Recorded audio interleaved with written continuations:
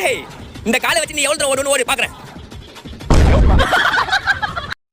எந்த புருஷனும் நல்ல புருஷன் தான் கல்யாணம் முடிக்கையிலே.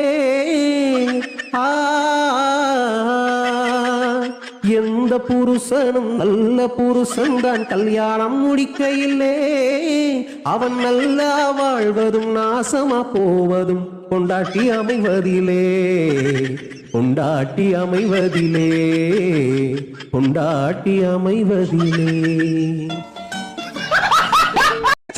என் கை உன் மேல படாம நான் உன்னை அடிப்பேன்டா. அப்படிலாம் அடிக்க மாட்டடா. அப்படி அடிக்கலாம் நான் உனக்கு 10 ரூபாய் தந்துடுறேன். சரி வா. நீ சொன்ன மாதிரியே கை பட்டுச்சுடா. இந்தா 10 ரூபாய். 6 மாசத்துக்கு முன்னால ஒருத்தர் வந்து கிணறு வெட்டுறதுக்கு லோன் வாங்கி தரேன் வான்னு கூட்டி போனேன். ஒரு 60,000 ரூபாய் ஓகே பண்ணி கையில கொடுத்தாங்க. கூடவே இவ்வளவு லென்த்ல ஒரு லிஸ்ட் ஒன்னு கொடுத்தாங்க சார். என்ன லிஸ்ட்? பேங்க் மேனேஜர் வந்து ஆபீஸ் பீன் வரைக்கும் யாராருக்கு எவ்வளவு லஞ்சம் கொடுக்கணுங்கிற லிஸ்ட். 45,000 ரூபாய். 60,000 ரூபாய் 45,000 ரூபாய் லஞ்சமா புடிங்கிட்டு மிச்சம் 15,000 ரூபாய் கையில கொடுத்தாங்க. கிணறு வெட்டல. 1 மாசம் கழிச்சு வெட்டின கிணற பார்வையறதுக்காக கவர்மெண்ட்ல இருந்து ஆபீசர் வர 600 போன் வந்து நம்ம தான் கிணற வெட்டலையே. அவர் வந்து என்னத்த பார்வை இறது. தம்பி நான் டெல்லி புறப்பட்டேன், உன்கிட்ட பேசுறதுக்கு நேரம் கிடையாது. ஷார்ட்டா ஒரு ரூட்டை சொல்றேன் கேட்டுக்கே. என்ன சொன்னாரு?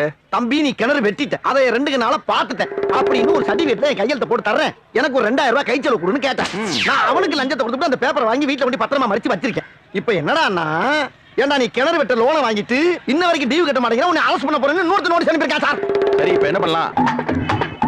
என்ன சொல்றேன்? இதைத்தான் நான் பண்ண போறேன். இதுல ஏதாச்சும் ஒரு பிரச்சனை வந்தா நீங்க அப்படி ஸ்டடியா நின்று வாதாடணும். யோ மாமா, என்னையா பொண்ணு வளர்த்து வச்சிருக்க?